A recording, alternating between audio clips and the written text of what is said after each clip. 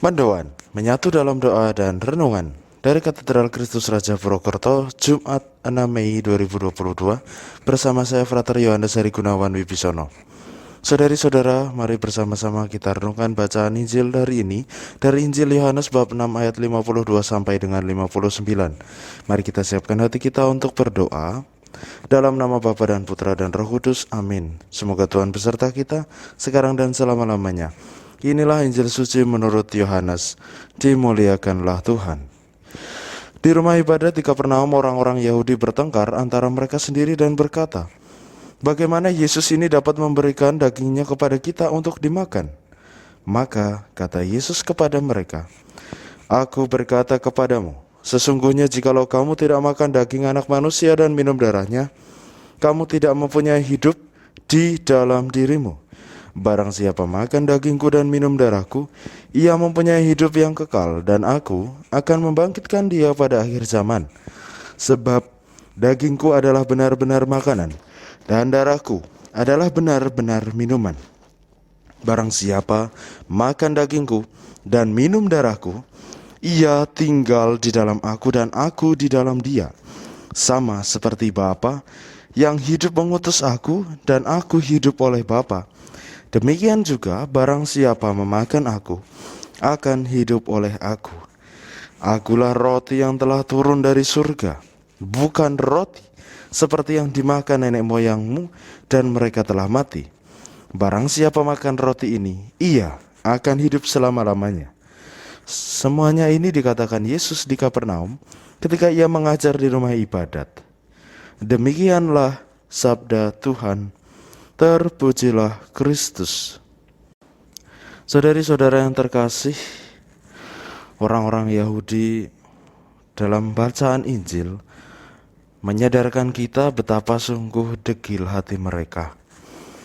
Pemahaman akan maksud roti hidup dipahami hanya sampai pada maksud secara duniawi saja, secara jasmani saja.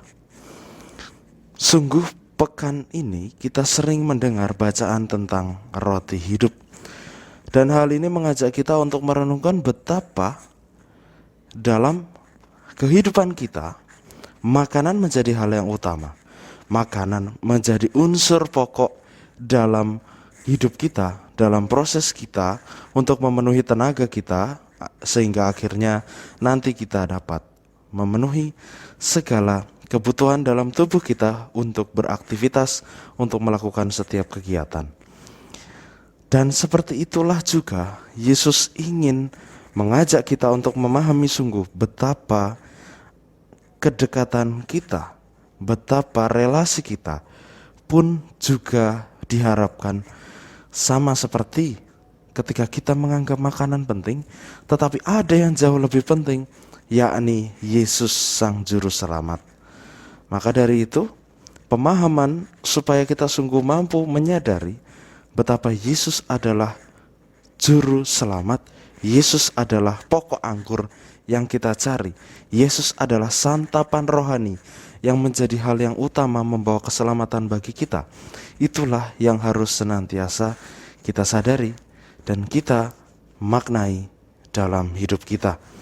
Kalau kita hanya sekedar mencari jawaban saja bagi setiap persoalan kita, akan muncul persoalan-persoalan lain yang membutuhkan jawaban yang lain pula.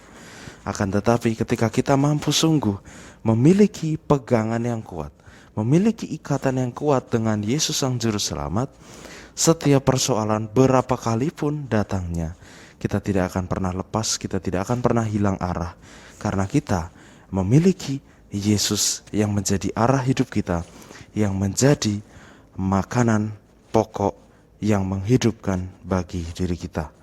Maka mari saudari-saudara yang terkasih, kita senantiasa terbuka terhadap rahmat Allah, kita senantiasa mohon pertolongan Allah lewat kehadiran Sang Juru Selamat, sehingga kita mampu sungguh memaknai roti hidup yang dimaksudkan. Marilah kita berdoa. Allah Bapa yang penuh kasih, kami bersyukur hari ini kami boleh mendengarkan sabda-Mu melalui pemahaman tentang roti hidup. Kami mohon bantulah kami agar kami sungguh mampu menyadari betapa sungguh Engkau mengasihi kami lewat kehadiran Yesus Kristus yang telah rela untuk sengsara, wafat, dan bangkit, dan juga rela untuk hadir sebagai roti hidup bagi kami yang senantiasa menguatkan dan memampukan kami dalam menanggapi dan menghadapi setiap lika-liku kehidupan yang kami miliki. Kami mohon kekuatan agar kami sungguh mampu melalui hari ini dengan baik seturut dengan kehendak-Mu, dan doa ini kami aturkan dengan perantaraan Kristus Tuhan, Sang Juru Selamat kami. Amin. Semoga Tuhan memberkati kita, melindungi kita terhadap dosa, dan mengantar kita ke hidup yang kekal. Dalam nama Bapa dan Putra dan Roh Kudus. Amin. Selamat beraktivitas, Tuhan memberkati, dan salam mendoan.